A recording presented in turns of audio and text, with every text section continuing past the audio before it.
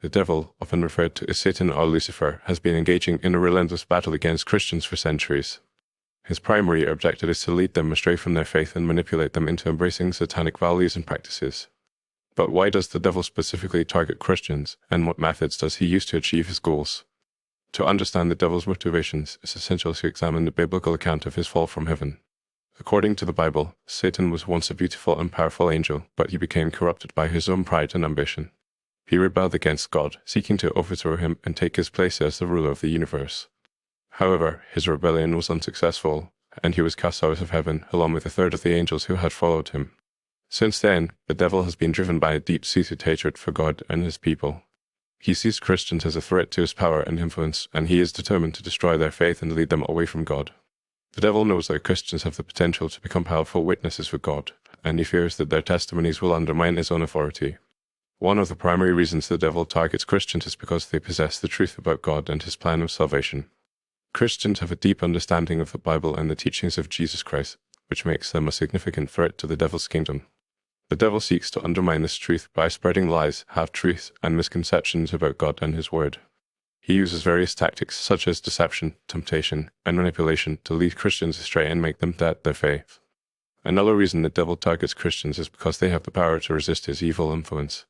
Christians have been given the authority to overcome the devil through the power of Jesus Christ, and they can use this authority to rebuke and bind the devil's activities. The devil is aware of this power, and he seeks to neutralize it by tempting Christians to sin and compromising their faith. The devil also targets Christians because they are called to be salt and light in a corrupt and dark world. Christians are supposed to be a positive influence on society, shining the light of God's love and truth in a world that desperately needs it. However, the devil seeks to corrupt this influence by leading Christians into sinful behaviors and lifestyles that undermine their witness and discredit their faith. To achieve his goals, the devil uses a variety of methods to target Christians. One of his most effective tactics is to create divisions and conflicts within the church.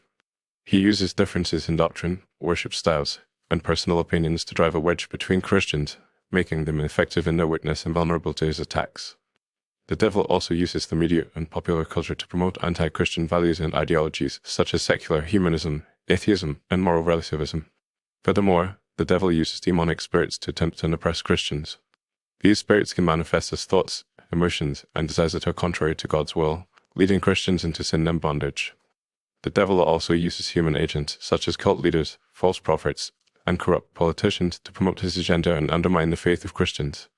In conclusion, the devil targets Christians because they possess the truth about God and his plan of salvation, and they have the power to resist his evil influence.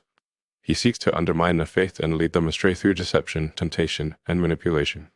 However, Christians are not defenseless against the devil's attacks. They have the power of Jesus Christ and the authority of the Bible to overcome the devil's schemes. By standing firm in their faith, resisting the devil's temptations, and shining the light of God's love and truth, Christians can defeat the devil and emerge victorious in the end.